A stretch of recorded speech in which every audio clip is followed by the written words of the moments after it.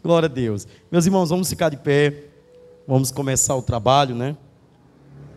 Mais um culto de ensinamento. Hoje vamos para mais uma etapa da Bíblia. Amém? Temos aprendido muito, né? Tem sido grandes quarta-feira de ensino. Amém? Então vamos orar ao Senhor nesta noite. Louvado seja Deus, Senhor nosso Deus e nosso Pai. Deus, diante da Tua presença, já estamos neste momento. Em primeiro lugar, Senhor, eu quero te pedir um abraço de perdão, um abraço de reconciliação. Senhor, em nome de Jesus, perdoa os nossos pecados. Deus, perdoa as nossas falhas, Senhor. Nós estamos aqui como os Teus servos, estamos nos esvaziando de nós mesmos, pela Tua glória, pela Tua majestade. Queremos, como ovelhas, Senhor, estar sujeitos a Tuas ordenâncias, como nosso pastor, que as nossas vontades, que os nossos achismos, que as nossas percepções, que tudo que é nosso, seja trocado pelaquilo que é Teu, pelaquilo que Te pertence. Nós já estamos aqui, Deus, na condição de servos. Eu sei que os Teus servos que vieram aqui também nesta noite estão nesta condição. E eu sei que, como nas demais quarta-feira, serão um dia de mergulhar na Tua palavra em águas profundas, não rasas. Nós queremos entender, aprender, compreender, sejam eles os aspectos geográficos, espirituais, políticos, Senhor, da época, Senhor, deste profeta, tão importante para os dias atuais.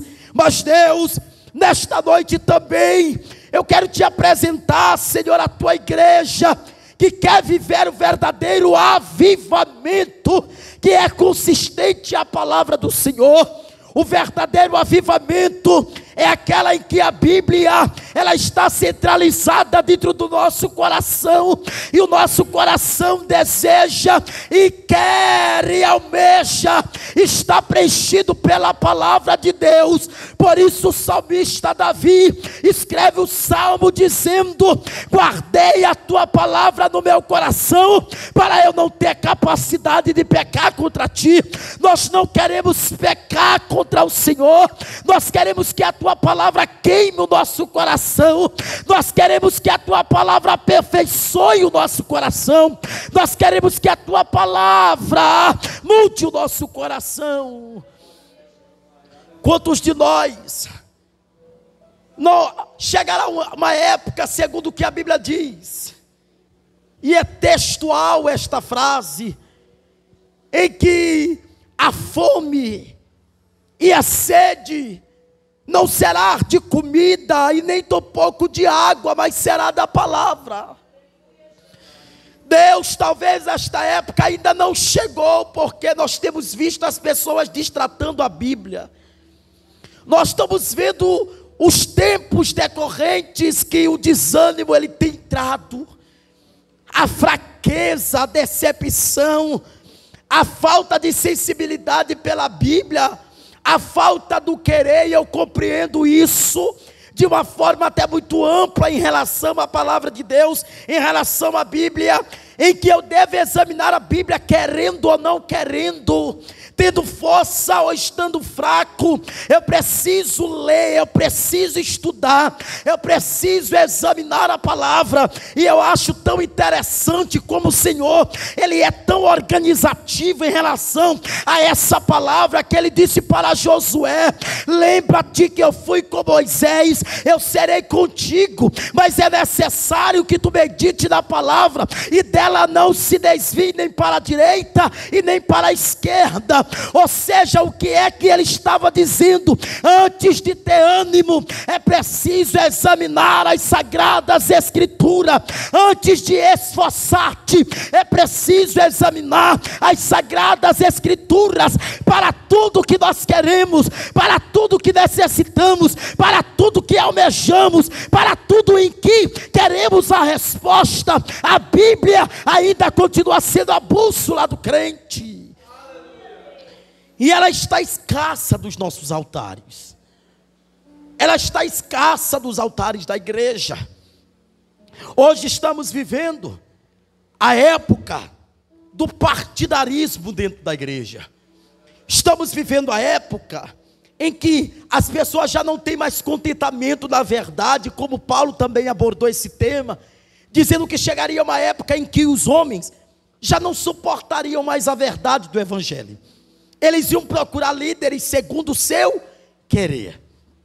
E Pedro, ele dá essa confirmativa, dizendo para nós que esses homens, eles são presunçosos, eles são cheios do seu eu, eles são avarentos, mentirosos, traidores e enganadores, que por causa dos seus aproveitos pessoais, eles querem denegrir a imagem da noiva. Eles não têm mais interesse pela noiva, que é a igreja. Talvez hoje, nesta noite, nós precisamos orar para que Deus levante homens que tenham interesse pela noiva de Cristo, pela igreja do Senhor, homens comprometidos com o evangelho, homens comprometidos com a palavra, homens que tenham interesse na palavra, na sã doutrina, nas sagradas escrituras. Estamos ao tempo em que Paulo disse que era necessário nós nos esforçarmos para entrar no céu, para entrar no gozo do céu. Não seria fácil, como não está sendo. Cada dia mais a igreja tem uma tendência de sair pessoas, das pessoas desgostarem do ensino, desgostarem do que é pregado. Mas a nossa preocupação não tem que estar no número de pessoas que desejam a palavra, mas na palavra que é ensinada. Homens comprometidos com a palavra. Ele não está comprometido com multidões, ele não está comprometido com grandes, com aqueles que acham, não. Ele está comprometido com a palavra do Senhor, seja ela com poucas pessoas, ou sejam elas com muitas pessoas. E nós precisamos, Deus, que o Senhor nos encoraje, me encoraja a ter o amor pela palavra, a ter o amor pelas vidas, a ter o amor pela igreja, a almejar, tanto na terça-feira no polo, quanto também aqui na quarta-feira na nossa sede, a almejar e passar, meu Deus, a semana estudando, para trazer um alimento sólido, um alimento consistente, um alimento puro, um alimento verdadeiro, sem mácula, sem mancha, sem atalhos, mas um alimento que traz para nós a verdade do evangelho. Como também eu expus hoje, Pai, às vezes achamos que pelo conhecer, pelo interpretar, nós achamos que nós temos a verdade em nós, e por isso nós temos que usar essa verdade para denegrir a imagem da igreja de Cristo. E não é assim que a Bíblia nos ensina.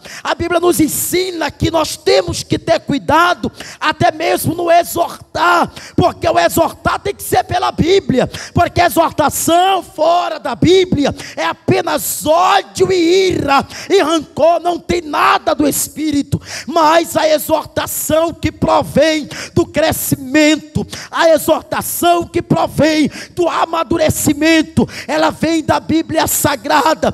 Quando nós indicamos a Bíblia, quando nós aperfeiçoamos a igreja da Bíblia, nós estamos dizendo para Satanás: a igreja do Senhor é forte, porque ela conhece a palavra de Deus. A igreja do Senhor é forte, porque ela tem a palavra de Deus como prioridade.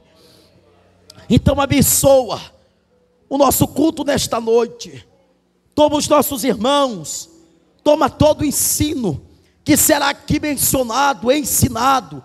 Abençoa os nossos irmãos que estão aqui presencialmente, aqueles, Deus, que estão em suas casas, em que vão logo depois ter a oportunidade de ter essa mensagem na íntegra. Que o Senhor possa abençoá-los pela autoridade que há na palavra. E nesta noite eu agradeço, em nome de Jesus. Amém, Jesus. Glória a Deus. Louvado seja Deus. Queremos chamar a irmã Thaís para estar louvando os 2 hinos congregacionais. E logo em seguida, queria dar uma oportunidade também para o nosso irmão Tiago, e futuro obreiro da casa de Deus. Amém, com uma saudação. Louvado seja Deus. Aleluia. Saúde a igreja com a paz e... Amém. Glória a Deus. Aleluia, Jesus.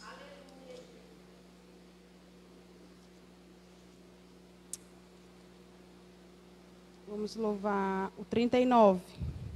Amém, Jesus. Glória a Deus.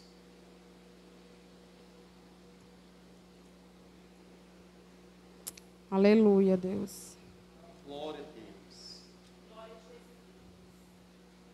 Amém? Amém. Bendito seja o Cordeiro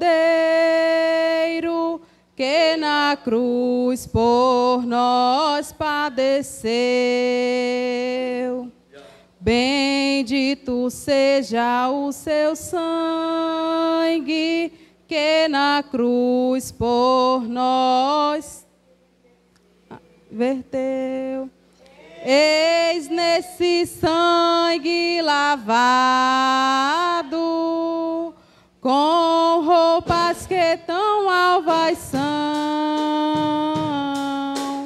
aos pecadores remidos, que perante seu Deus já estão. Alvo mais que a neve, alvo mais que a neve, se nesse sangue lavado,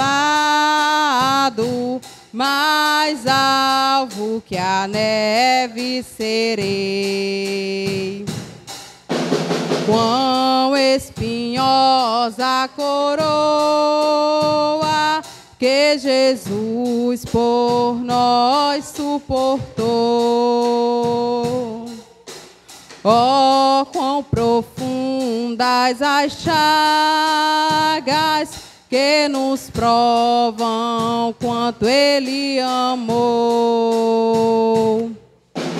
Eis nessas chagas purezas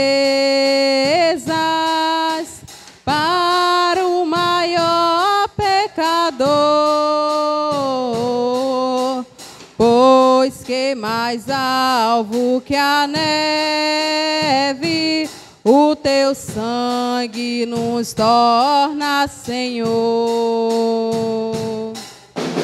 Alvo mais que a neve, alvo mais que a neve, se nesse sangue lavado, mais alvo que a neve serei.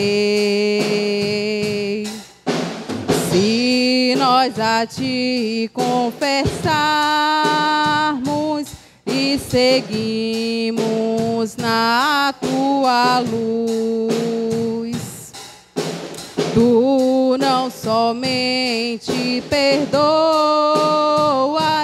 purificas também, ó Jesus.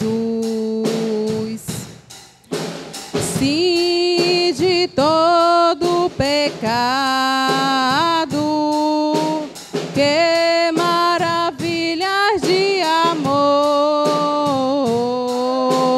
pois que mais alvo que a neve, o teu sangue nos torna, Senhor.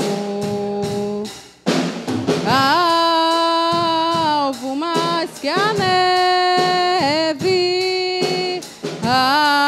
alvo mais que a neve, se nesse sangue lavado, mais alvo que a neve serei. Aleluia. Aleluia, Deus. Vamos, número 8. Aleluia. Glória a Deus. Amém? Cristo Jesus é fiel amigo. Ele só, e nas fraquezas estás comigo. Ele só, e nas lutas de cada dia, Cristo nunca me deixa só, pois Ele é meu seguro guia. Ele só, não há amigo mais nobre e digno. Não há, nem mais humilde e mais benigno. Não há. E nas lutas de cada dia, Cristo nunca me deixa só, pois Ele é meu seguro guia. Ele só, ao pecador perdoado anela. Ele só, e pelos seus santos sempre vela. Ele só, e nas lutas de cada dia, Cristo nunca me deixa só, pois Ele é meu seguro guia. Ele só, Deus em seu Filho se há comprazido. Nele só, mas sua glória me há repartido. Ele só, dele só, e nas lutas de cada dia, Cristo nunca me deixa só, pois Ele é meu seguro guia. Ele só, nele nós temos um firme guia. Nele só, a noite enche de alegria. Ele só, e nas lutas de cada dia, Cristo nunca me deixa só, pois Ele é meu seguro guia. Ele só, Amém. Agradeço a oportunidade. Em nome de Jesus. Louvado seja Deus. Bom, Tiago, né? Com a oportunidade. Louvado seja Deus.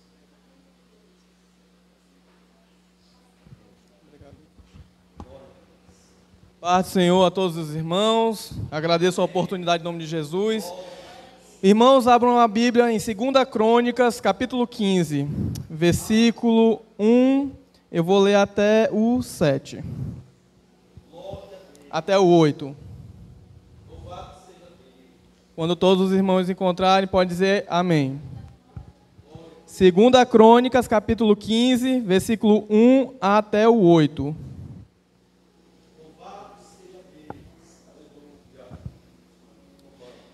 Esse capítulo, ele fala das reformas que o rei Asa, do rei de Judá, ele fez ao longo da sua vida. Eu estou estudando 2 Crônicas e ao mesmo tempo Reis, para ter uma melhor afirmação sobre as ideias de cada rei. Então, se todos abriram, amém.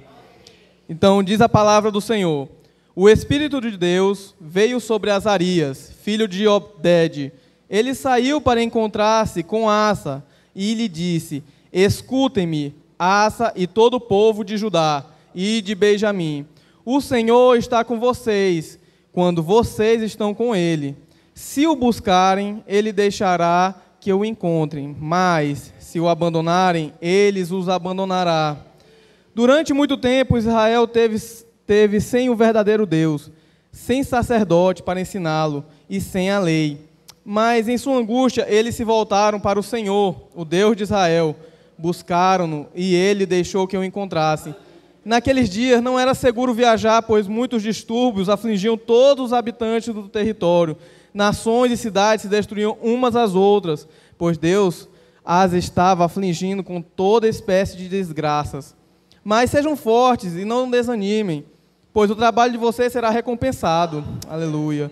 Assim que ouviu as palavras e a profecia do profeta Azarias, filho de Oded, o rei Asa encheu-se de coragem, retirou os ídolos repugnantes de toda a terra, de Judá e de Benjamim, e das cidades que havia conquistado, nos montes de Efraim, e restaurou o altar do Senhor, que estava em frente do pórtico do templo do Senhor. Aleluia. Essa palavra, a gente vê que ela é muito forte, porque o tempo antes de reis era juízes. E se vocês observarem no capítulo, versículo 5 do mesmo capítulo, ele vai falar assim: naqueles dias não era seguro viajar, pois muitos distúrbios afligiam todos os habitantes do território. E na época de juízes, como é que ele diz no último versículo? E todos viviam conforme as suas regras. Israel estava sendo conquistado, então há uma instabilidade política, econômica e militar. E em reis aqui não vai ser diferente. Aqui o rei Asa vem depois de Abias, que era filho de Roboão. Então a divisão política, militar e econômica de Israel estava se degredindo.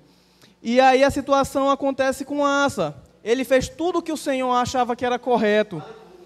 Ele tirou os altares idólatras, as estatuetas sagradas, os profetas, os sacerdotes errados que Jeroboão tinha colocado a favor, como a irmã, o pastor orou, e eles colocaram esses sacerdotes que não serviam ao Senhor, eram pessoas comuns, eles não tinham a lei, eles não tinham doutrina, eles não tinham disciplina.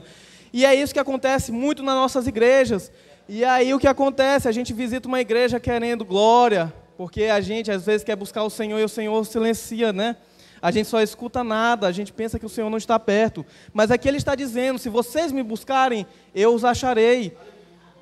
É a mesma situação, aqui não é diferente. Só que o rei Asa, aconteceu que depois, no capítulo 16, quando vocês lerem em casa, ele vai dizer que ele não buscou o Senhor, ele buscou a Síria. E aí ele deu os tesouros do templo e do palácio para a Síria proteger Israel, e não o Senhor, como ele já tinha pedido, justamente para proteger contra a divisão do norte. Porque Jeroboão, antes de Asa, Abias já tinha lutado e também Roboão. E a guerra civil estava constante durante esses anos. Mas é muitas vezes aí que nós erramos. Quando está em época de paz, a gente busca o mundo. Por quê? Por que buscar a Deus? A gente está em paz. Eu não vou buscar o Senhor. Eu não estou clamando para o Senhor. Aí que está o grande motivo de Asa ter sofrido uma doença no pé e morrido. É só por causa disso. A gente tem que prestar atenção tanto no momento de paz, quanto nos momentos de clamar a Deus. Porque Ele está em todos os momentos da nossa vida. E a única coisa que a gente tem que fazer é criar intimidade e falar com Ele. Então, é assim que a gente tem que fazer. Amém, meu pastor. Amém, meu irmão. Mas que bênção, né? Verdade. Confirmação essa palavra. Amém? Quero chamar a irmã Graça. Irmã Graça, vamos louvar para a gente recolher dízimos e ofertas da casa do nosso Deus. Amém? Louvado seja Deus, amados. Que bênção, que bênção. Glória a Deus. Aleluia. Vamos adorar o Senhor nessa noite. Glória a Deus. Saúde a igreja com a graça e a paz do Senhor. Amém. Aleluia. Vamos louvar o Senhor, porque o Senhor não rejeita a nossa oração. A palavra de Deus diz que todo aquele que se aproxima do Senhor, Ele não lança fora. Glória a Deus. Vamos louvar o hino conhecido, o hino de Cassiane. Deus não rejeita a oração, amém? Glória a Deus. Deus não rejeita a oração. Oração é alimento. Nunca vi um justo sem resposta ou ficar no sofrimento. Basta somente esperar no que Deus irá fazer.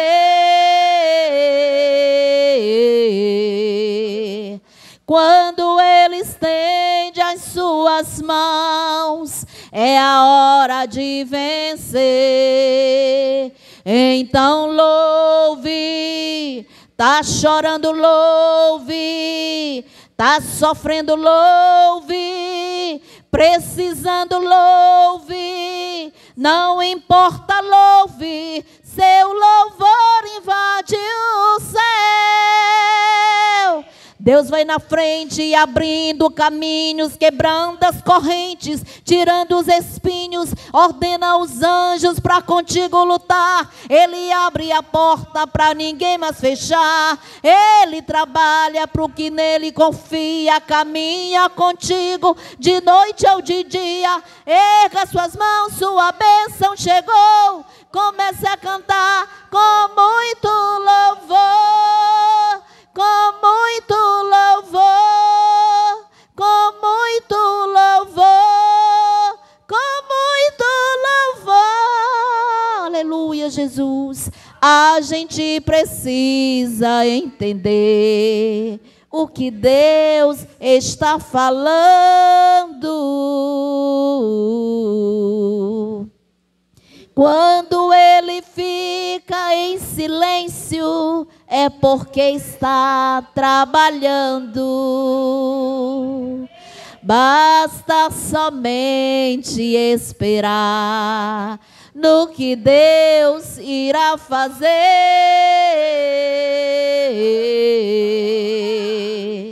Quando Ele estende as suas mãos, é a hora de vencer. Com louvor, então louve. Tá chorando, louve. Tá sofrendo, louve. Precisando, louve. Não importa, louve. Seu louvor invade o céu. Deus vai na frente, abrindo caminhos, quebrando as correntes, tirando os espinhos, ordena aos anjos para contigo lutar. Ele abre a porta para ninguém mais fechar. Ele trabalha para o que nele confia, caminha contigo de noite ou de dia. Erga suas mãos, sua bênção chegou. Comece a cantar com muito louvor, com muito louvor, com muito louvor, com muito louvor, com muito louvor, com muito louvor, com muito louvor, com muito louvor. Adore o Senhor, porque é adorando que nós vencemos as nossas guerras. Eu agradeço a oportunidade em nome de Jesus. Amém, queridos. Vamos chamar aqui a irmã Maria para estar orando pelas ofertas da casa do Senhor. Amém? Glória a Deus.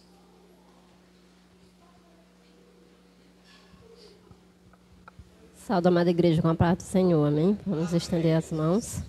Senhor nosso Deus, primeiramente nós queremos te pedir um abraço de perdão, um abraço de reconciliação, Senhor Deus, que o Senhor venha estar nos perdoando, ó Pai, perdoe as nossas falhas, nosso modo de falar e de pensar, meu Pai. E também, Senhor Deus, queremos te entregar aqui, Senhor, as ofertas da tua casa, Senhor, e teus dízimos, Senhor. Que o Senhor venha estar abençoando, Pai. Abençoa aquelas pessoas que puderam ofertar e da mesma forma aquelas que não puderam ofertar, Senhor.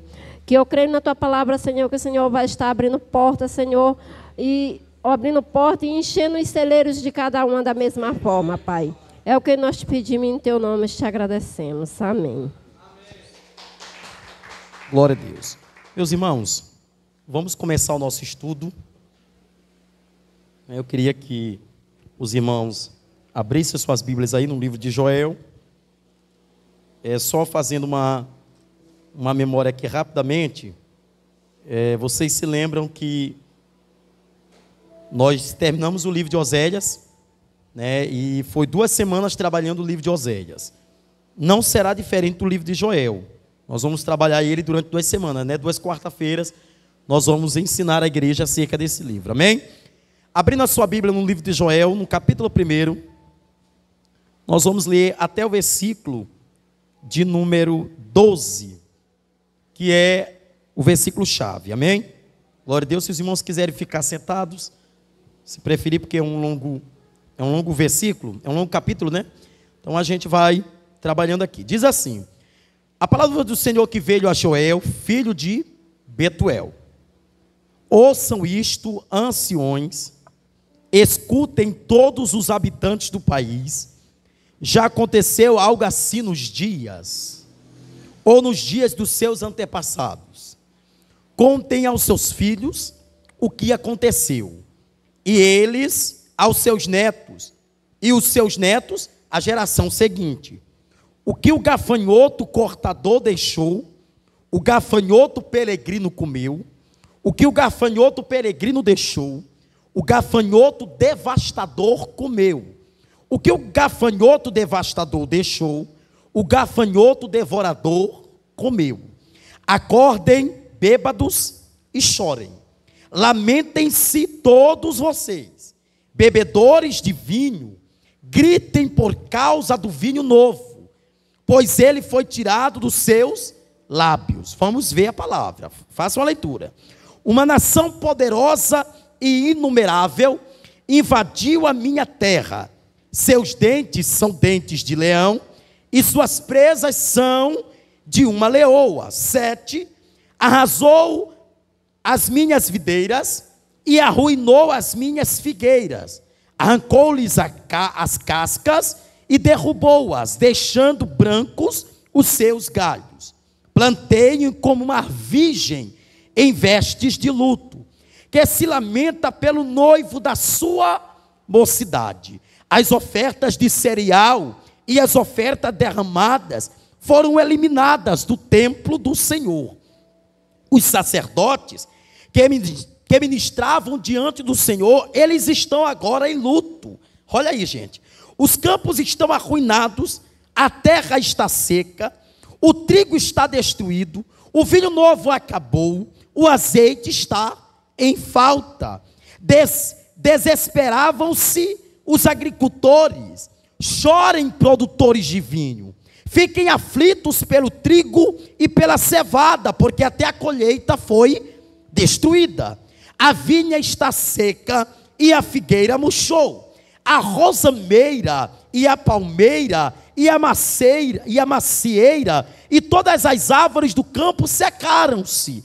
Secou-se mais ainda a alegria dos homens. Triste. Que triste essa leitura, né, amados? Mas a gente vai começar o livro de Joel, porque nós terminamos o livro de Oséias e a gente mencionou que o livro de Oséias, num particular, os 12 profetas menores, eles fazem parte de uma seleção de profetas que eles eram chamados de profetas pós-exílicos. E a gente detalhou isso aqui quando a gente começou a trabalhar sobre Oséias, e a gente mencionou o seguinte: os profetas pós-exílicos, eles tinham uma mensagem que era uma mensagem de despertamento, mas eles tinham objetivo quanto acerca das suas mensagens. E geralmente as mensagens deles, eles eram para 2 tipos de pessoa. A primeira delas é para o povo, e a segunda delas é para os sacerdotes que ministravam. como não foi diferente de Oséias, o profeta Joel faz menção aqui para nós acerca do poder da sua atuação e acerca do objetivo da sua mensagem. Mas nós vamos começar trabalhando com essa frase de impacto: avivamento não é movimento, avivamento é um movimento de uma igreja em constante ação. Amém? Avivamento não é movimento, avivamento é um movimento em constante, que uma igreja está em constante oração. Amém, gente? Quando a gente trabalha sobre o livro de Joel, a primeira ideia que a gente tem é conhecer o profeta num profundo. Só que quando você vai para o versículo 1, você observa que ele é diferente do livro de Oséias.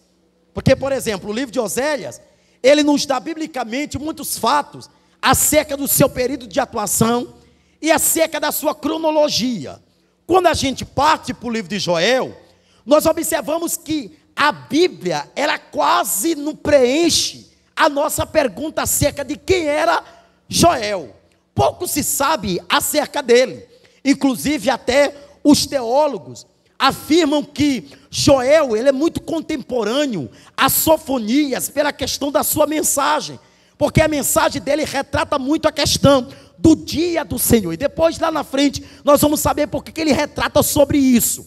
Mas olha o que é interessante, as informações que a gente tem. Se a gente fizer uma pré-análise da questão da visão profética do livro de Joel, nós vamos ter em mente que as informações, elas deixam um ponto de interrogação. Qual era a família dele? Quem fazia parte da sua família? Né? Quem era o rei da sua época, quando ele é profeta? Qual era a mensagem em que ele trazia? Como ele abordava essa mensagem? Como ele vê o seu tempo? Talvez são perguntas que, se nós fizermos uma análise, nós não temos no primeiro versículo. Porque o primeiro versículo ele só deixa claro de quem ele era filho, mas ele não deixa claro a sua geração. Ou seja, se você fizer uma pré-análise e fazer um retorno básico, você vai ver que, por exemplo, que o profeta Isaías, o profeta Jeremias, Ezequiel e Daniel, que eram os profetas maiores, nós observamos que todos eles têm uma história, eles são cronológicos, as suas famílias são postas. Nós observamos como é que Deus o chamava, em que tempo Deus o chamava, em que período abrange o seu ato profético. Mas Joel tem algo em particular. O que Deus tem interesse na questão do livro não é falar acerca do profeta Joel, é qual é a mensagem que ele traz, qual é a mensagem, qual é o objetivo da mensagem, no que consiste a sua mensagem, por que que Deus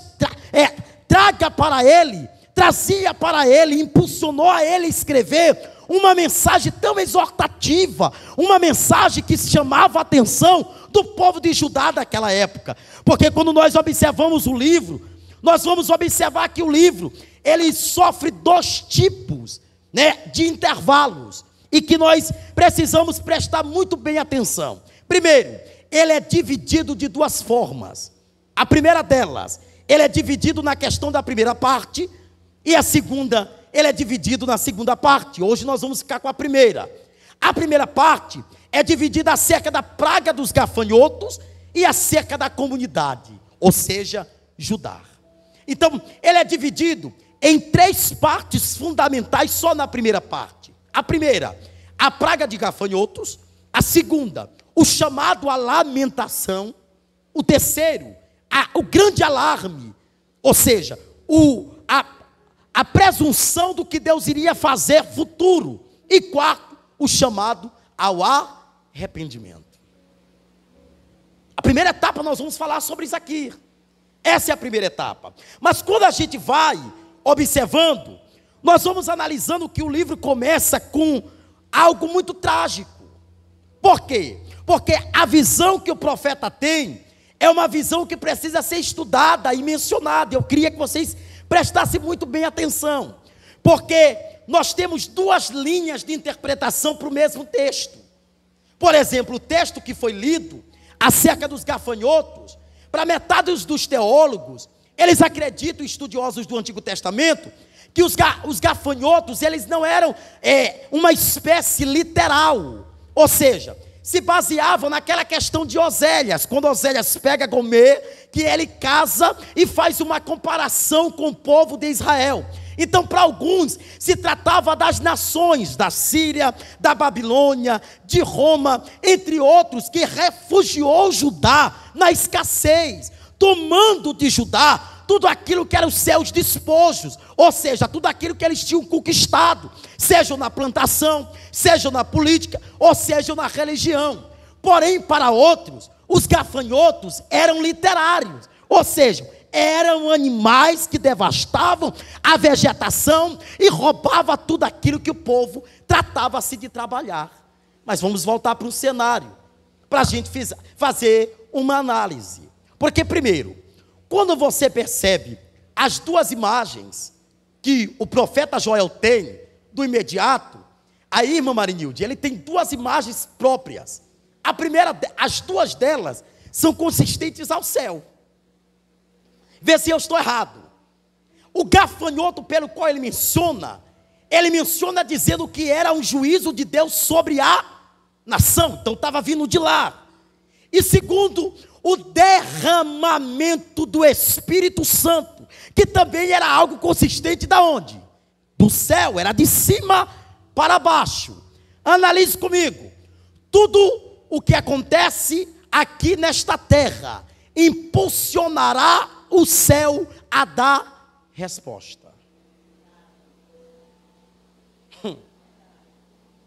Ou o que os homens pensam, talvez nós estamos aqui diante de uma palavra que vai fazer a gente refletir, mas os homens estão se perguntando por que isso, por que aquilo, por que Deus está dando permissão para acontecer isso daqui, por que está sobrevendo sobre este país esta calamidade, mas eles nunca compreenderam que a culpa de tudo isso não é do céu, a culpa de tudo isso é a terra está pecando, a terra está errando e a terra está padecendo tudo que ela está fazendo.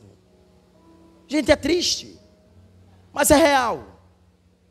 Quando nós observamos a primeira base, nós vamos ficar com essa segunda linha de interpretação. Eu também, vendo e fazendo uma análise de todos os 3 capítulos, porque são 3 que se baseia o livro de Joel, eu fui fazer uma pré-análise nos textos. Claro, lendo o texto e fazendo uma pré-análise do contexto e do pretexto, que vinha antes. Quando a gente vai observando a escrita, nós vamos observando que na verdade era algo literal. Vê se eu estou errado na minha posição. Mas quando você vê, você começa a observar o seguinte, que os gafanhotos, eles têm um objetivo. O que é isso? Eles entram diante de tudo aquilo que Israel já tinha plantado. Israel, logo após o período, que nós chamamos de período exílico, que é os 70 anos que eles passam, nós vamos ter que voltar à história e nós vamos ter que contar um episódio que acontece lá atrás, que talvez ficou até ao longo do tempo aqui devasado em questão deste capítulo. Primeiro, quando Deus ordena que o povo entre dentro da terra dos cananeus, que até então era pertencente aos cananeus, vocês se lembram que Deus dera uma promessa para eles, e a promessa era assim, a terra que vocês vão, mana leite e mel. Mas quando eles chegaram lá, a terra produzia sem o esforço físico? Não. Ou seja, eles tinham que trabalhar para obter, eles tinham que fazer para obter. Não é diferente de nós. Se nós fizermos uma análise desse texto, nós vamos observar que após o exílio, após o momento de fragilidade do povo de Judá, eles vão entrar no momento de restauração. cobrado isso por Oséias. O que Oséias fala no capítulo 4, versículo 6, acerca da falta do conhecimento e acerca da falta da consciência, é mais ou menos isso. Qual é a visão de Oséias? Qual é a visão de Joel? É simples. Olha, depois do exílio, era para vocês estarem de pé. Depois do exílio, era para vocês se renovarem. Era para vocês terem vestes novas, era para vocês terem consciências novas, era para vocês terem visões novas, era para vocês estarem mais amadurecidos pelas questões que vocês passaram. Mas vocês estão pior. Por quê? O povo tinha que trabalhar. Se vocês observarem, olha o que ele diz no versículo 4, e eu fiz questão de trazer para nós aqui uma visão ampla acerca do que ele diz a partir do versículo 4. Olha para cá e vamos fazer uma análise. Ele fala de 4 tipos de gafanhoto. Ele deixa claro isso. Porque se nós fizermos uma análise, ele diz assim, olha, tem o gafanhoto cortador, tem o gafanhoto migrador, tem o gafanhoto devorador e tem um pior do que todos esses 3, o destruidor. Só que, se vocês fizerem uma análise de cada um desses gafanhotos, vocês vão perceber que, por exemplo, a vegetação do tempo de Joel, quando ele está escrevendo o livro, é propício para uma plantação. Nós estamos falando de um povo que eles sabiam plantar em qualquer terra. Aonde eles pisavam, era abençoado. Só que o problema já não era mais a terra. O problema já estava diante do que eles faziam e diante do que o céu respondia. Por quê? Eles plantavam para colher, mas eles não faziam o que Deus estava pedindo para eles fazerem. Eu vou mencionar isso daqui. Tem gente que está enganado com o evangelho de Cristo. Tem gente que pensa que o fato dele vir para a igreja, ele já está salvo. Mas não é assim. Eu sinto muito dizer, mas eu estou falando até numa voz até baixa para todos entenderem. Mas o céu é tomado por esforços. Muita gente vai perder a coroa. Quando tu vê o céu tomado por esforço, parece um embate, né? Parece um tapa na cara de pessoas que achavam que o céu era somente aceitar a Jesus, converter e pronto, acabou. Esse é o céu, eu já alcancei ele. E não é assim. Olha o que Deus disse através da vida de João. Ele disse, olha, cuide-se para que não calha. Cuidado para que ninguém roube a tua coroa. O que ele está dizendo? O diabo fará de tudo para tomar de você a tua coroa, para tomar de você a tua identidade, mas você precisa preservar.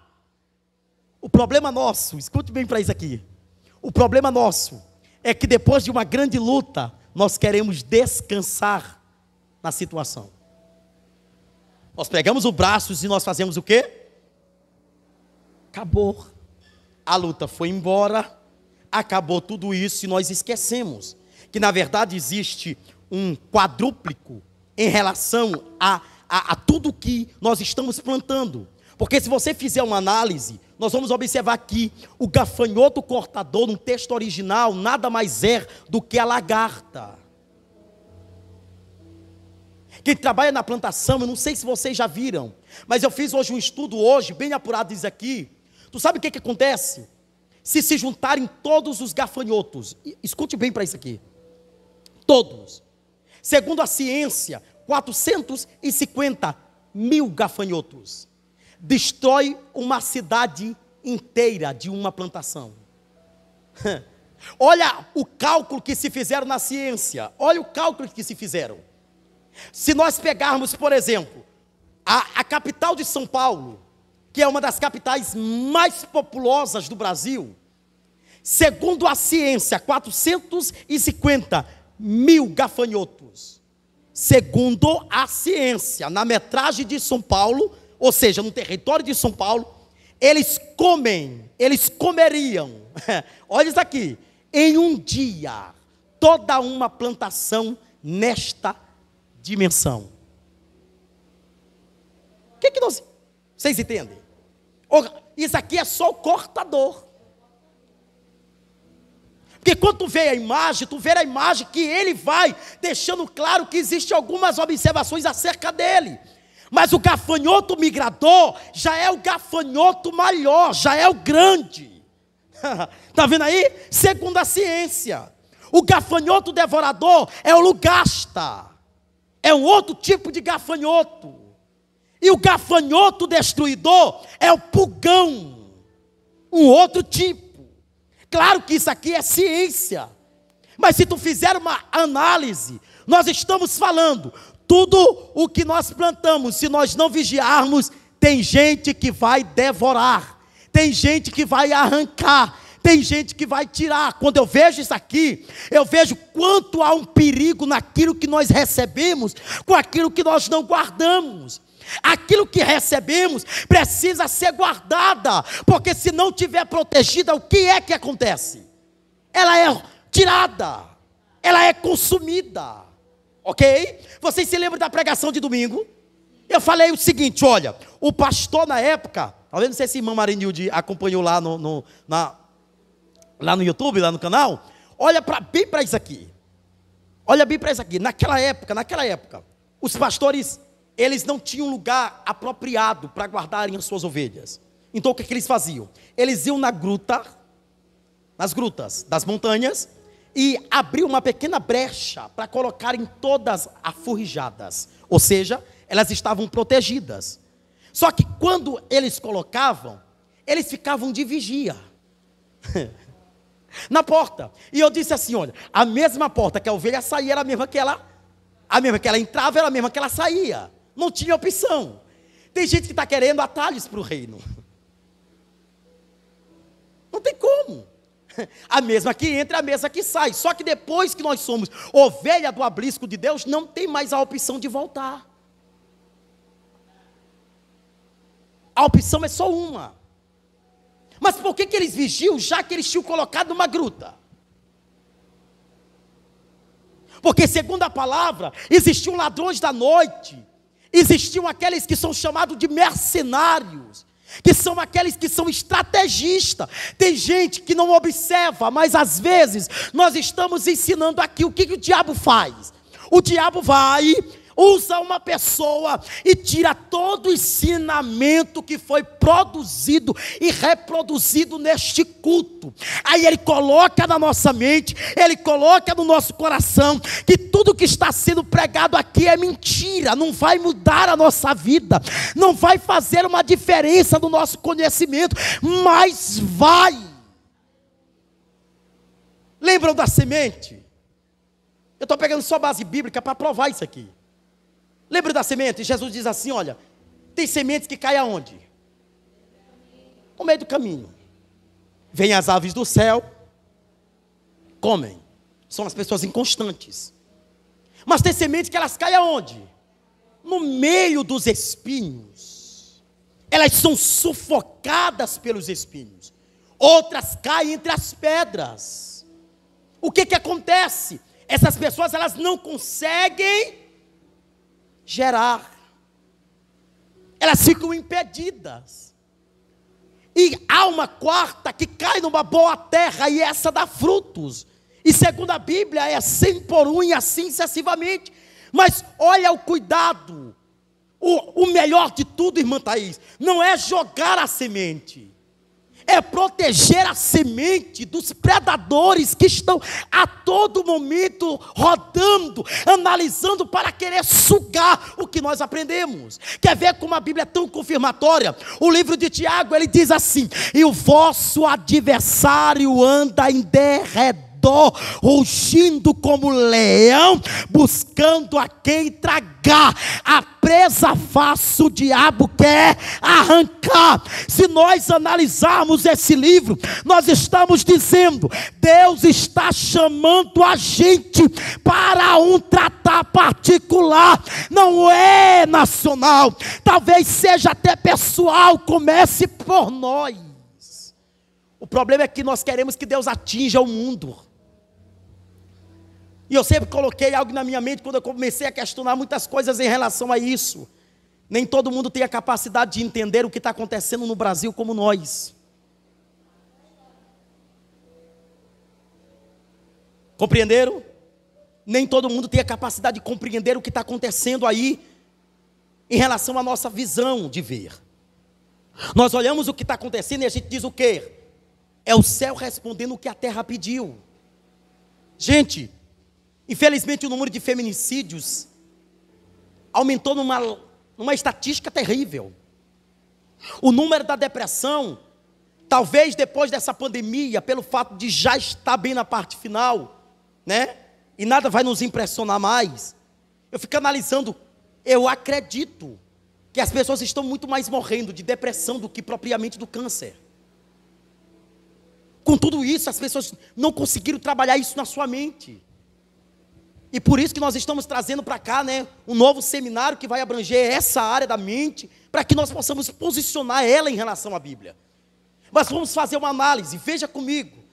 Tu imagina Deus pegando você tendo uma vida própria, e Deus diz assim: eu te quero como profeta, e a mensagem que tu vai entregar para este povo é dura.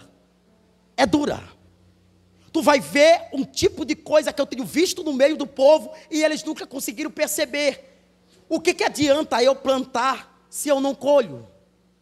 O que adianta eu me esforçar se no meio do esforço eu fraquejo? O que adianta eu manter a minha posição se por dentro eu estou quebrado?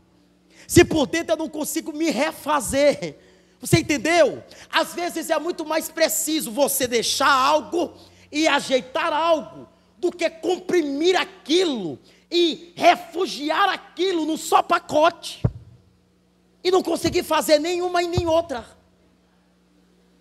Então às vezes é necessário a gente, é igual quem faz muito a obra. Quem faz muita obra, eu estava explicando isso ontem no Corodinho. Quem faz muita obra precisa ter cuidado, porque uma hora ou outra vai ter que se organizar a sua vida pessoal. Você compreendeu? Tem tempo para você. Você tem que ter tempo para fazer uma reanálise da sua vida. Qual é a posição que eu estou tomando? Como é que eu estou agindo? Como é que eu estou fazendo? Olha como é que estava Judá na época. A mensagem de Joel é para ajudar. Só que Joel está observando em duas formas de linha. A primeira delas, tudo que se plantava, se perdia. As nações vinham e faziam o quê? Migravam. Talvez se a gente tomar a posição, claro, isso daqui é teologicamente, se a gente tomar os 4 gafanhotos que comiam no particular, que destruíam, que migravam, que devoravam aquilo que Judá plantava como físico, então nós estamos dizendo que na visão espiritual seriam nações que faziam o que com Israel? Depenava Israel a todo nível, maltratava Israel a todo nível. Eu me lembro dos filisteus, eu me lembro dos midianitas, dos amonitas, dos assírios. Quantas vezes as mensagens deles não eram mensagens que metiam raiva, ódio, uma pressão, um medo terrível. Lembra de Gideão, malhando trigo no lagar, com medo dos midianitas? Deus olha para ele e vê o que ele mesmo não se enxergava. Homem corajoso e valoroso. Como é que tem coragem onde tem medo? Vai lá, guerreia contra eles. Como, Senhor? Se eu estou aqui me escondendo deles. Eu posso dizer algo da parte de Deus para você? Talvez possa ser a única coisa que toque você, tão particular como essa mensagem. Largue de querer não se olhar da forma que Deus lhe olha.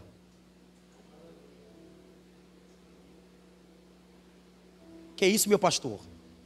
Deus está lhe olhando de um jeito e você está tão turbo na sua visão que você está lhe olhando de uma forma que Deus nunca lhe viu. E pastor, mas o que vai refletir é como eu estou. Lembra do que Paulo disse? Ainda que o meu homem exterior se corrompa. Ele diz: o meu homem interior se renova manhã após manhã. O que é que ele está dizendo? A capacidade do meu exterior está no meu interior.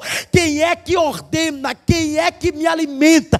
Quem é o Senhor da minha vida? É o Espírito dele que está em mim, está em você.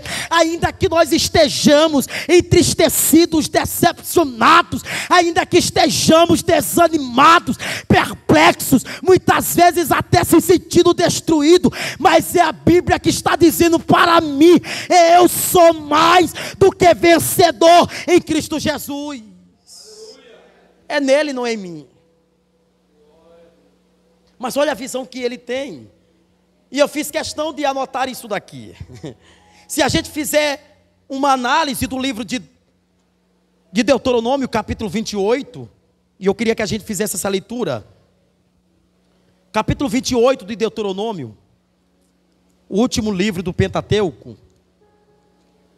já quase na parte final, capítulo 28, versículo de número 38, 39 e 42. Grifem esses 3 versículos na Bíblia de vocês.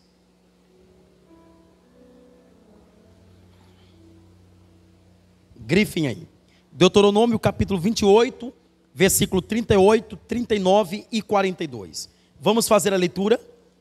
Olha o que diz o 38. Vocês semearão muito em sua terra, mas colherão bem pouco, porque gafanhotos devorarão quase tudo. Olha o que ele diz no 39. Ele diz: plantarão vinhas e as cultivarão, mas não beberão vinho, nem colherão as uvas, porque os vermes as comerão. Olha o versículo 42, o que ele diz: enxames de gafanhotos se apoderarão de todas as suas árvores e de todas as plantações da sua terra. Agora me responda, essa visão não é uma visão física, não é gafanhotos físicos. Ou seja, se você pegar o que Joel disse acerca da visão que ele estava vendo, nós estamos falando que ele estava dizendo em 2 formas práticas. Só que a mensagem, ela tem uma finalidade. A mensagem, ela é mandada para os anciões.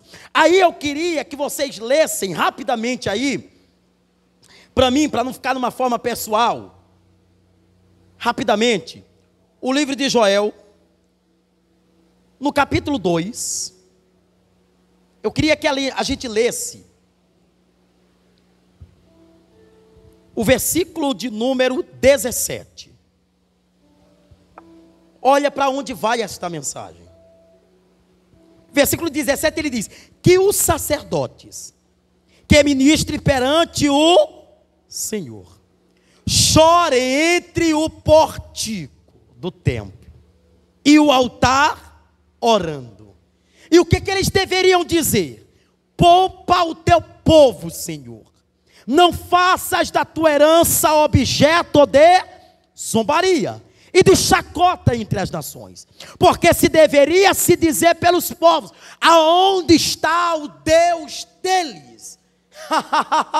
Olha para quem estava indo a mensagem, olha para quem estava sendo direcionada a mensagem. A mensagem estava sendo direcionada para quem? Para os sacerdotes. Gente, escute bem. Um sacerdote que não tem comunicação com Deus diária, ele não pode ser o teu intercessor.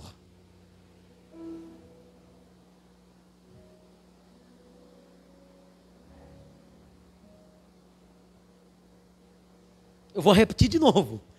Um sacerdote que não tem compromisso com Deus, ele não pode ser o teu orientador.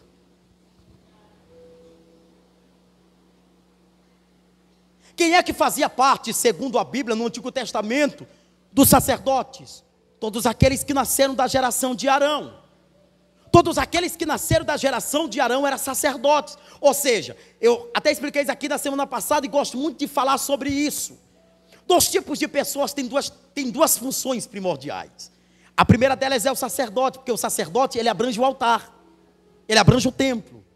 Só que o sacerdote, ele impulsiona você a ter a fidelidade com Deus.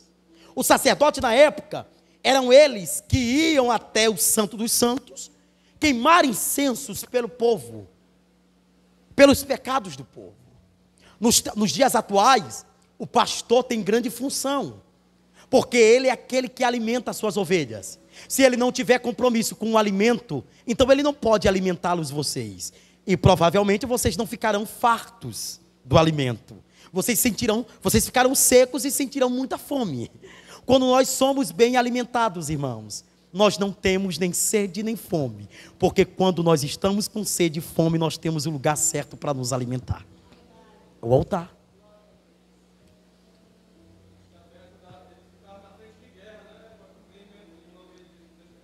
Interessante que quando tu pega o livro de Juízes, né, e tu pega o contexto também do livro de 2 Crônicas, no capítulo 20, tu percebe que a função era dada para todos, né? Geralmente nos campos de batalha, na ausência da arca, olha isso aqui, na ausência da arca, quem ia de frente eram os sacerdotes, na ausência da arca, porque quando se tinha a arca, quem ia de frente era a arca. Está vendo? O temor do povo, os vizinhos, era com o que estava na frente. Olha que coisa interessante, né? Ou seja, na ausência da arca, quem ia de frente era o sacerdote. Eles representavam a parte primordial do povo. Mas olha que segunda parte importante. Não era só os sacerdotes que era importante, Daniele. Nós tínhamos também os profetas. Só que os profetas, talvez eles sairiam do templo e eles tinham uma visão mais ampla. Porque os profetas na época, eles estavam muito interligados à santidade do povo. Ou seja, eles eram aqueles que tinham a voz ativa em relação ao povo. Eles eram aqueles que mencionavam se deveriam ir para a batalha ou não. Eles eram aqueles que eram consultados se deveriam fazer aliança ou não. Se eles deveriam fazer isso ou não. Ou seja, se orava antes. Se tinha uma comunicação direta. Hoje, nos dias atuais, o que fazemos? Estamos tomando decisões por conta própria. Pastor, não é dono da minha vida. Pastor, eu faço da minha vida o que eu quero.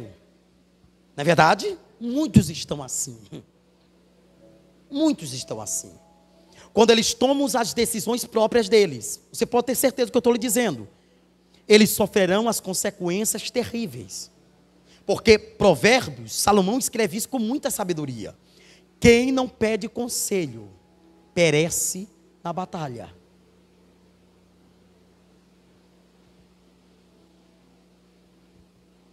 Eu acho que a maior vergonha da ovelha, depois que ela não comunicou o pastor de algo, é voltar para ele comunicar o que já aconteceu e o que ele já sofreu, mediante o que ele fez. Aí ele fica, eu não vou mais lá, já aconteceu, já paguei o preço. E às vezes nós somos tão cabeça duras que nós não aprendemos o que Deus está nos ensinando. Aprenda. Tenha uma comunicação direta com aquele que é teu líder, com aquele que é teu responsável pela tua vida espiritual. Às vezes nós tomamos decisões que trazem prejuízo até para quem não deveria trazer. Às vezes até o pastor sofre por uma escolha precipitada nossa. E às vezes a gente não compreende que na verdade nós estamos no mesmo barco. Se um de nós cairmos, nós todos estamos refugiados na mesma condição. Será que nós não entendemos isso?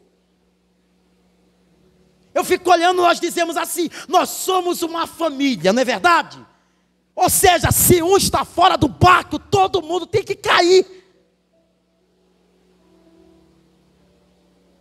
Pastor, alguém caiu, alguém está fora do barco, então todo mundo desce do barco para lá, para estar na mesma condição.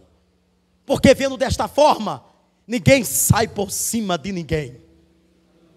Porque eu não sei porquê, né? A gente ainda tem isso na nossa mente. Fulano caiu, eu sabia que fulano ia cair. Se tu sabia por que tu não foi lá salvar a alma do teu irmão? Eu fico vendo gente que não tem pudor, não tem repúdio contra o inferno. E ele fica se sobressaindo. É porque Deus já tinha me mostrado mesmo que ele ia cair. Ô infeliz, por que tu não foi lá? Né? Já que Deus tinha te mostrado e tinha avisado o irmão. Porque a Bíblia diz o quê? Aquele que desvia, aquele que tira a atenção do irmão em relação à alma dele para o inferno, para ele não perecer, ganhou a alma dele para Cristo. Desculpa o que eu estou falando, mas é real. Eu fico vendo gente que se ganha com isso, acha que está por cima. Não é porque eu tenho dom na revelação, e Deus já tinha me mostrado, e Deus já tinha me revelado que ele ia cair mesmo. Tu não viu que ele caiu de fato? Deus já tinha me mostrado, eu não tenho nenhum problema com isso. Meu Deus, que falta de sinceridade. Que falta de integridade com o nosso próximo, com o nosso irmão. Tem um sonho, né? Conte. Não sonhei com você, o sonho não foi bom, irmão, vigia. Sonho é revelador, irmãos. Às vezes a gente não compreende no primeiro momento, mas quando a gente vive, a gente vai. Meu Deus, o irmão tinha sonhado há semanas atrás com isso aqui. Eu vou dizer algo aqui para vocês como testemunho. Testemunho. Me veio uma proposta há muito tempo atrás. Muito tempo atrás. E essa proposta dizia assim: Pastor Leandro, se una a nós e nós vamos lhe dar todo o suporte necessário como pastor. A proposta foi boa. Envolvia a parte financeira. Só que a proposta quebrava tudo que eu aprendi como princípio. A proposta que veio é: fecha a congregação, nós reabrimos a congregação numa grande inauguração e colocaremos uma nova placa do nosso ministério. Você vai cuidar de uma área, ok? Terá o seu carro à disposição com gasolina e a pessoa que vai dirigir, e você fica como um presidente de um campo. Na primeira hora, quando tu olha isso, o que é que tu diz? Tu fica sem jeito. Eu disse: eu posso lhe dar a resposta depois? Bacana. Eu nem precisei orar, meus irmãos. Eu nunca me esqueço, eu cheguei na casa da irmã Vânia. E às vezes a gente não entende que profeta não se mostra. Os profetas mais usados por Deus são aqueles de cantinho do banco da igreja. São aqueles que não tem, porque às vezes a gente acha que profeta é aquele que bagunça a igreja, aquele que move a igreja, aquele que tem que gritar, porque se ele não gritar, ele não é profeta. Não é nada disso. Tem profeta de Deus que são mais usados na sua simplicidade do que no seu egoísmo. E a irmã Vânia me chamou e disse assim: pastor, eu tive um sonho com o senhor. E ela disse assim, eu via, olha o sonho dela. Eu via vários, e está sendo gravado, e ela vai ver se é verdade ou não. Ela disse: eu tive um sonho e eu via vários homens encapuzados. E esses homens carregavam Bíblias. Eram pastores.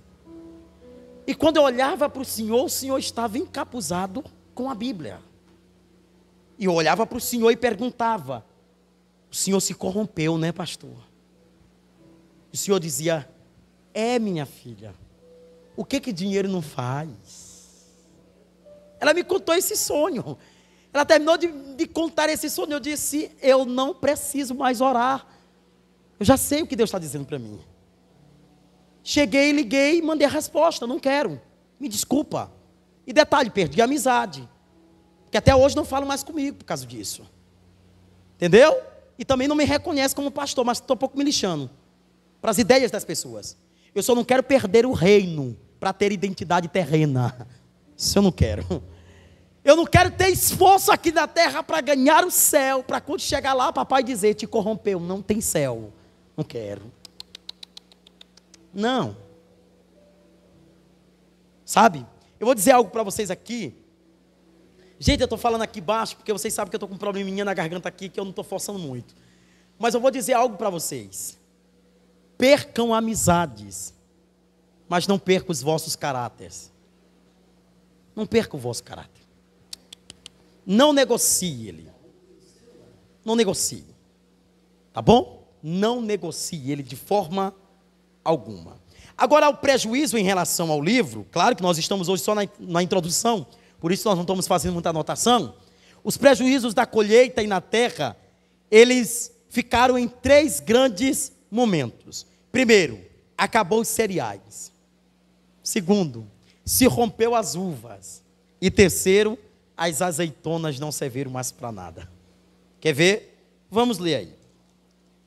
Capítulo 1, versículo 10, quando ele diz, ele fala assim, olha o que ele diz: os campos estão arruinados, a terra está seca, o trigo, sim, aquele trigo está destruído, o vinho novo acabou, o azeite está em falta, os agricultores e os produtores de vinho chorem. Ou seja, aqueles que tinham a plantação, aqueles que já estavam esperando a colheita, não produziu, aliás, produziu, mas não obteve resultado em sua produção. Irmãos, quem olha para o cenário de 2021 e vê a pandemia, é quase igual a esta palavra. É igualzinho a esta palavra. Tentamos produzir algo, estamos encerrando o ano sem produzir nada. Empresários fecharam portas. Empresas acabaram. E a projeção para o ano de 2022 talvez não seja a mais esperançosa do que 2021, porque é incerto, porque não sabemos o que pode acontecer. Irmãos, está tão incerto as coisas que nós estamos vivendo hoje, se viveu hoje, amanhã, porque há anos atrás, como é que a gente vivia? 2 dias em um. A gente já guardava o almoço para a janta e a janta para o dia seguinte. E a gente já fazia projetos, né? Olha, amanhã eu vou para o centro, amanhã eu vou pagar minhas contas. Hoje tu não pode mais nem projetar para o amanhã, tem que viver exatamente hoje. Dormiu, acordou, é que tu projeta. Hoje eu vou fazer isso. Sabe por quê? O que tem matado as pessoas e o que estava matando aqueles homens, sabe o que era? Era a ansiedade. E a ansiedade não me faz eu observar coisas que são importantes na minha vida espiritual. Porque quando eu estou ansioso, eu só vejo para o resultado. Eu só quero alcançar o resultado. Eu não quero saber de me cobrir, de me vigiar, de me analisar, de me rever. O que eu quero? Eu quero o resultado. E o ansioso, ele faz isso, gente, ó. Ele traz o que poderia acontecer para o presente. Ele não respeita o processo do tempo. A ansiedade traz isso. Tu sabe o que fazia o povo sofrer tudo isso aqui em relação à sua colheita, em relação aos sacerdotes, em relação à política, em relação à visão profética? Tu sabe o que fazia o povo viver tudo isso aqui? Era justamente aquilo que eles não observavam como prioridade. Acalmem-se, porque quando tudo está bem, é sinal de perigo. Aprenda isso. Pastor, tudo legal, contas pagas, né? Fui lá na dispensa cheia, bacana, legal. O fogão, tem 4 panelas para 3 bocas de fogo, tá vendo?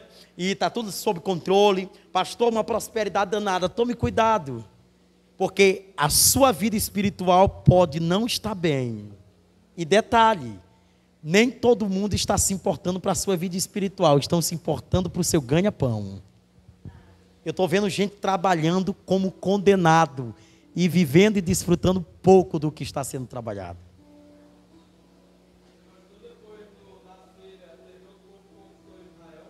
Como? Não teve. Porque quando a gente observa, por exemplo, é claro que isso aqui a gente vai estudar depois, né?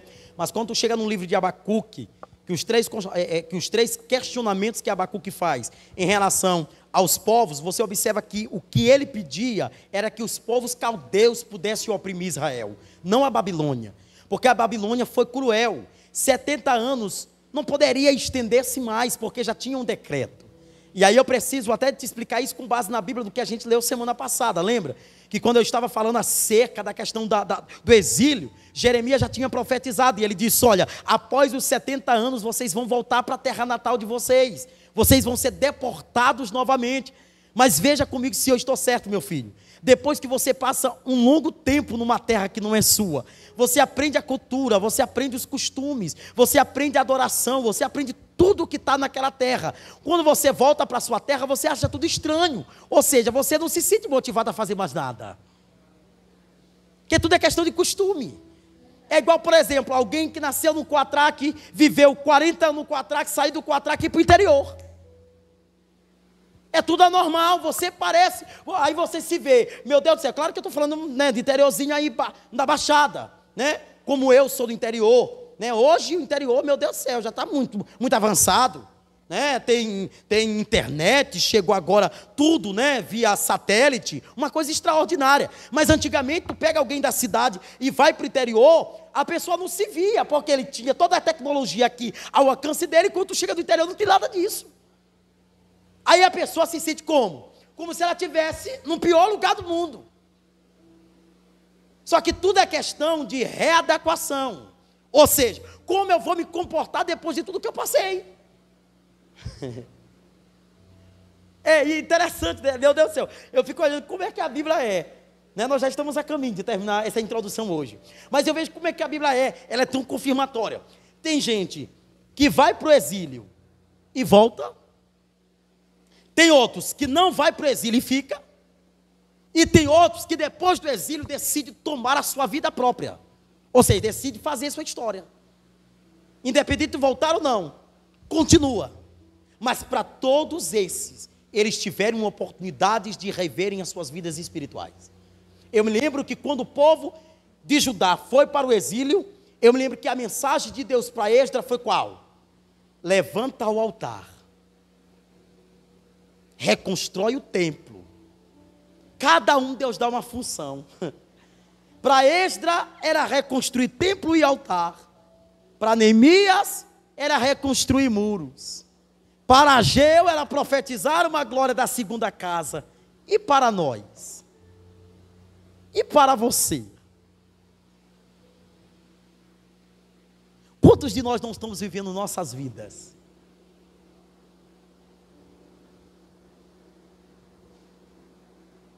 Né? Eu estava falando com os irmãos, nós fizemos a ação agora sábado, e eu conversei com alguns irmãos, assim individualmente, eu conversei com eles. Foi uma grande ação. Verdade, que bênção. Mas se você não continuar incendiando aquele povo, é algo meio que assim, ó, aleatório. Vai, vem. Vai, vem. Tem que queimar eles. E às vezes a gente diz assim, ô pastor, só 2 almas poderia, do tanto de gente que tem, poderia ter 50 almas. Verdade. Mas vê se eu estou errado.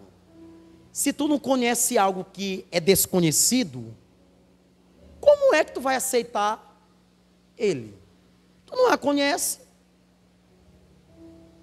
Então tu vê assim, para nós a gente acha muito bacana, né? Meu Deus, que culto, que impacto, que coisa, mas para eles não, é uma novidade. Muitos deles ali estavam pelo quê? Pelo alimento. Agora se tu vai, e agora nós temos mais uma ação para fazer lá agora em dezembro, de novo, né? E essa ação não vai vincular a cesta básica, é culto mesmo evangelístico, no mesmo local de novo. Amém? Quando tu vai de novo, eles já ficam já espertos. Olha, então eles já estão investindo aqui. Entendeu? Por quê? Eu sempre digo, o fato de ter muitas igrejas em um lugar não significa dizer que o evangelho está chegando. Não significa isso. Porque eu tive conversando com as pessoas que moram lá com a irmã Nilce, e o que eu ouvia das pessoas é assim, ó. Os crentes daqui... Quer perguntar alguma coisa, minha filha? Ah, é porque eu vi tu levantando a mão. Os crentes daqui, tu sabe o que eles fazem? Eles pegam a Bíblia, eles carregam, aí eles vão lá para a igreja. Eles dizendo para nós. Eles vão lá para a igreja. Aí quando eles saem da igreja, eles voltam falando da igreja. Aí a gente vê isso todo domingo. Eles indo, voltando, falando da igreja. Indo, voltando, falando da igreja. Que evangelho é esse?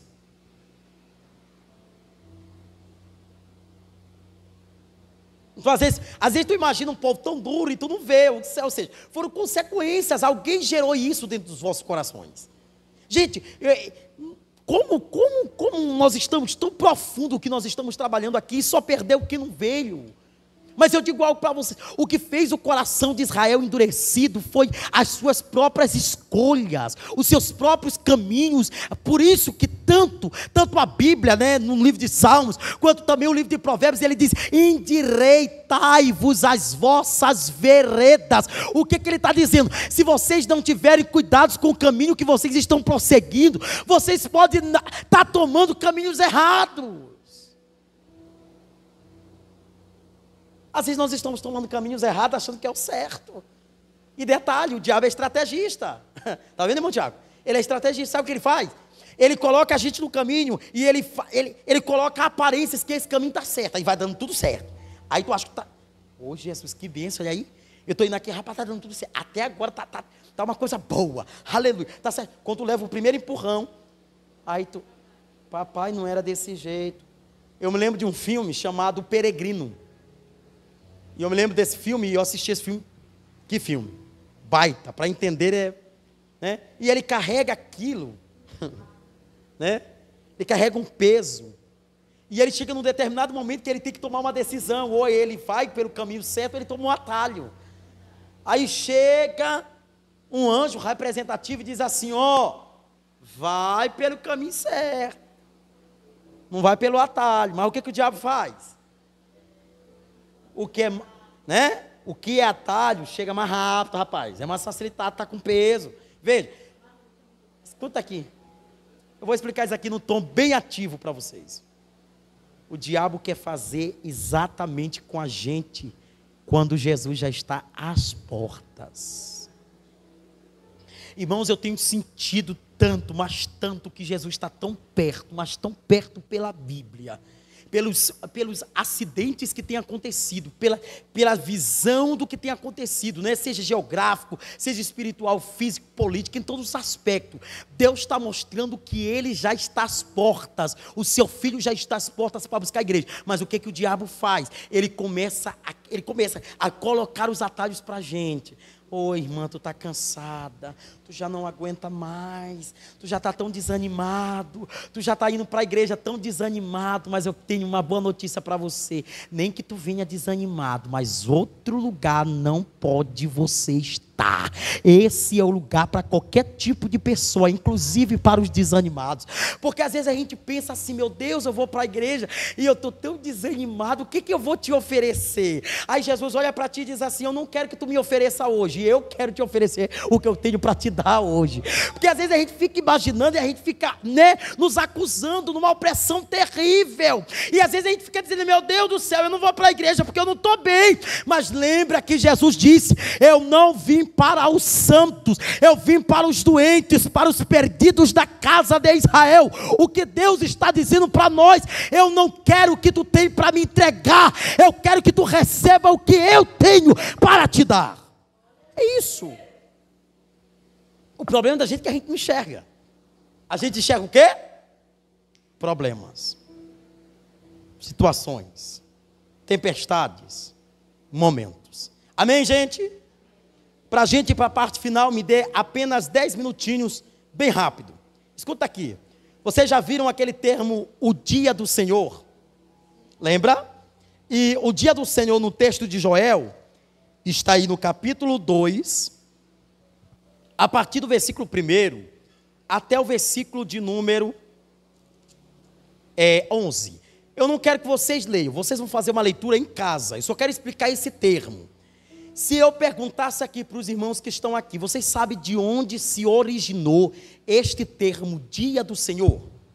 Alguém sabe me dizer de onde se originou esse termo?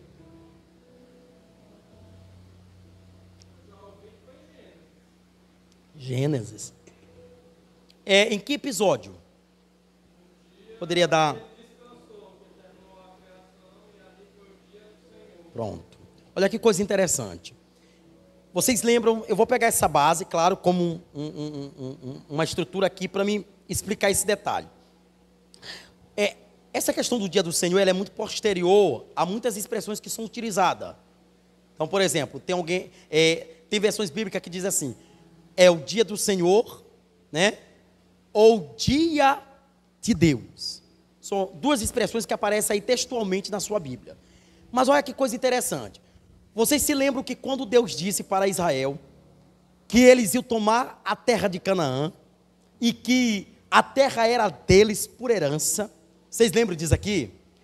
Aí o que Deus faz? Como Deus sabia que Israel, eles tinham meio que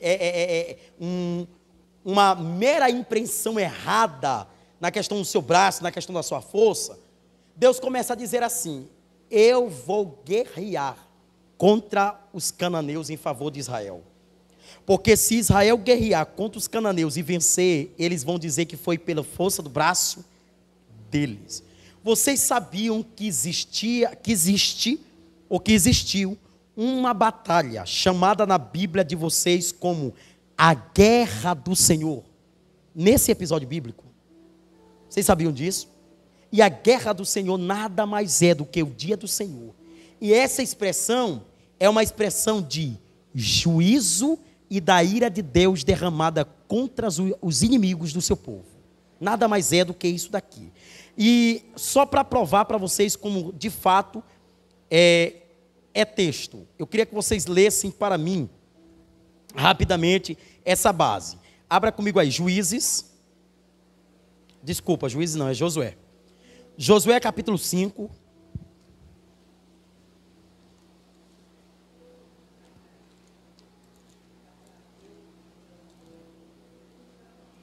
Capítulo 5, versículo de número 13 ao 15. Alguém lê para nós.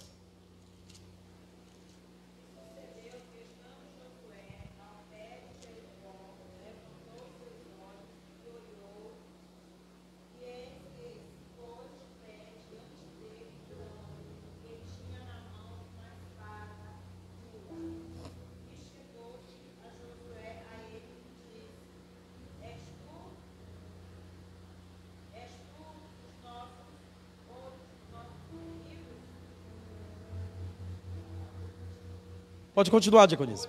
Vai, Tiago. Vai, irmão, Tiago. Nenhuma coisa nem outra, respondeu ele. Venho na qualidade de comandante do exército do Senhor. Então Josué prostrou, posto em terra, em sinal de respeito, e lhe perguntou: que mensagem meu Senhor tem para o seu servo? 15, irmã Graça.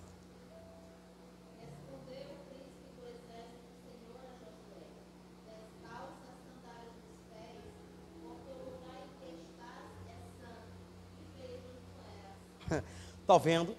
Quando vocês observam essa expressão do 13 ao 15, você percebe que Josué ele estava firmado em quem? No Senhor.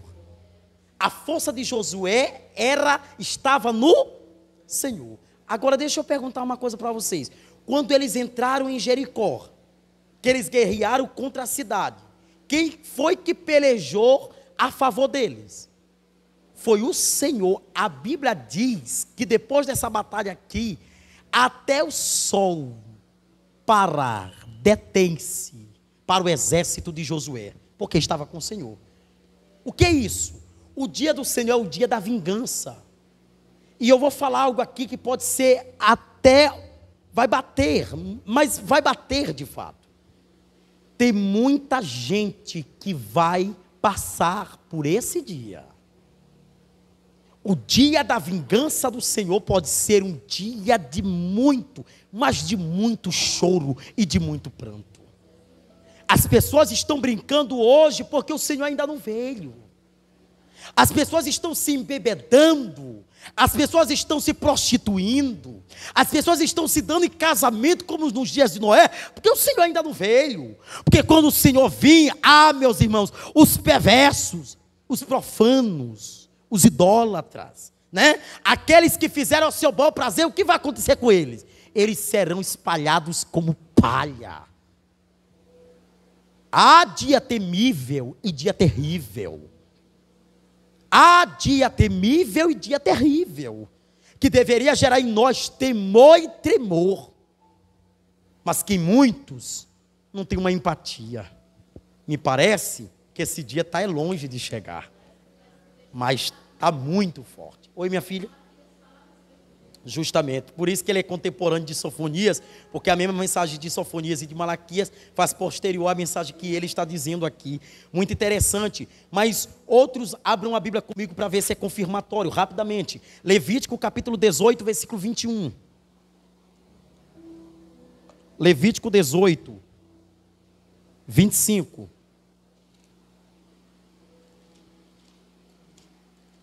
Alguém lê para nós aí, capítulo 18, versículo 25. E a terra foi contaminada, e eu visitei sobre ela a sua iniquidade, e a terra vomitou os seus moradores. Está vendo? O Senhor visitou. Só que quando o Senhor visita, o que é que Ele traz em sua mão? Castigo, juízo. Meus irmãos, isso aqui é forte demais. Olha para isso aqui. Esse termo é estratégico, levando em conta que a forma como Deus age é diferente para cada texto. Em cada período da história bíblica, Deus vai se apresentando de formas diferentes. De forma diferente. Enquanto no povo de Israel, ele poderia ser o Jeová Jireh, o Deus da bandeira, aquele que vence as batalhas. Em outros textos, Deus aparece como anjo, para falar a alguém, impulsionar alguém. Em outros textos, ele aparece como a força de um braço, de um homem guerreiro, e destrói um exército. Para nós, ele é o grande, ele é fiel, ele é o Senhor, ele é aquele que luta as nossas batalhas. E deixa eu lhe dizer algo da parte de Deus, para alegrar o teu coração. Tem batalha que você não precisa nem lutar, deixa ele lutar por ti. Tem hora que a gente já está deixando até para Deus, irmão. Eu estou falando daqui porque eu já estou igual vocês também, já estou deixando muita coisa para Deus, Senhor. Resolve aí, papai, que o negócio aqui já acabou aqui, ó. Vai lá e vai e resolve para mim aí. Porque às vezes, se nós não tivermos cuidado de passar para Deus o que a gente não consegue, a gente pode colocar em nós um entulho. E que esse entulho vai pesar. E que ele vai trazer prejuízos para a nossa vida, tanto espiritual como física. Então dá para Deus o que você não consegue. Amém, queridos? Ficamos por aqui nessa primeira introdução. Amém? Semana que vem a gente vai para o mais profundo. Porque tem coisa de Deus para o nosso culto de ensinamento da palavra. Amém?